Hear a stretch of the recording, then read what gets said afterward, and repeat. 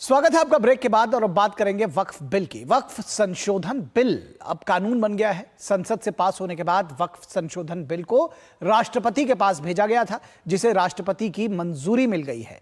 राष्ट्रपति द्रौपदी मुर्मू के हस्ताक्षर के साथ ही वक्फ बिल अब कानून बन गया है।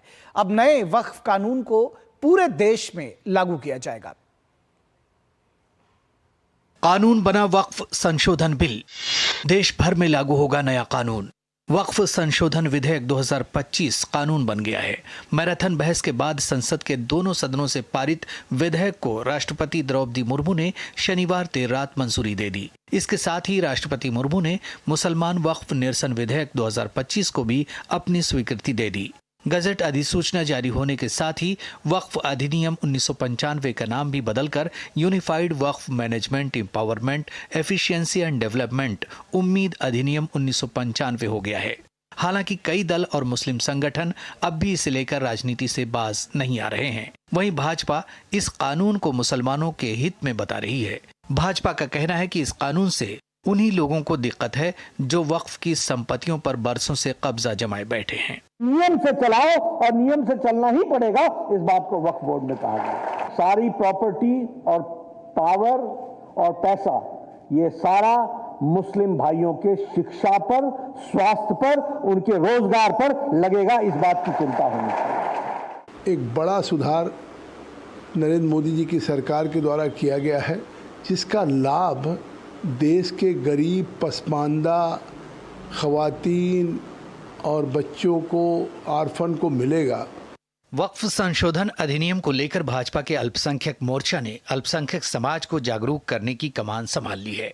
वहीं उत्तराखंड में पसमानदा समाज के मुसलमानों ने वक्फ संशोधन अधिनियम का समर्थन करते हुए वक्फ माफियाओं का पुतला जलाया और अधिनियम का विरोध कर रही राजनीतिक पार्टियों पर भी नाराजगी जताई।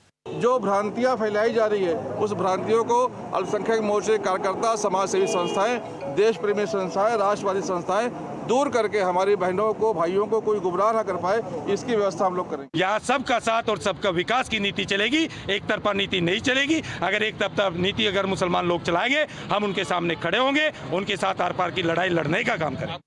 नए वक्फ कानून का मुख्य उद्देश्य वक्फ संपत्तियों का दुरुपयोग, पक्षपात और अतिक्रमण को रोकना है। सरकार का कहना है कि यह कानून मुस्लिम विरोधी नहीं है, बल्कि इसका उद्देश्य वक्फ संपत्तियों के सही प्रबंधन और संरक्षण को सुनिश्चित करना है। इसके तहत वक्फ बोर्ड में पारदर्शिता और कुशल प्रबंधन सुनिश्चित करने के लिए गैर मुस्लिम सदस्यों और महिलाओं को शामिल किया गया है। वक्फ संपत्तियों का डिजिटलीकरण, कलेक्टर को सर्वेक्षण का अधिकार और ट्रिब्यूनल के फैसले के खिलाफ हाईकोर्ट में अपील की अनुमति दी गई है। वक्फ संशोधन बिल को राज्यसभा में 128 सदस्यों ने समर्थन दिया था, जबकि 95 ने इसका विरोध किया था। वहीं लोकसभा में 288 सांसदों ने समर्थन में और 232 ने विरोध में वोट डाला था। इस कानून के लागू होने से वक्फ संपत्तियों के प्रशासन में जहां सुधार की उम्मीद जताई जा रही है, वहीं इससे वक्फ संपत्तियों की सुरक्षा और उचित उपयोग को लेकर नई दिशा मिलेगी। ब्यूरो इनपुट के साथ विक्रमजीत सिंह की रिपोर्ट, डीडी न्यूज़।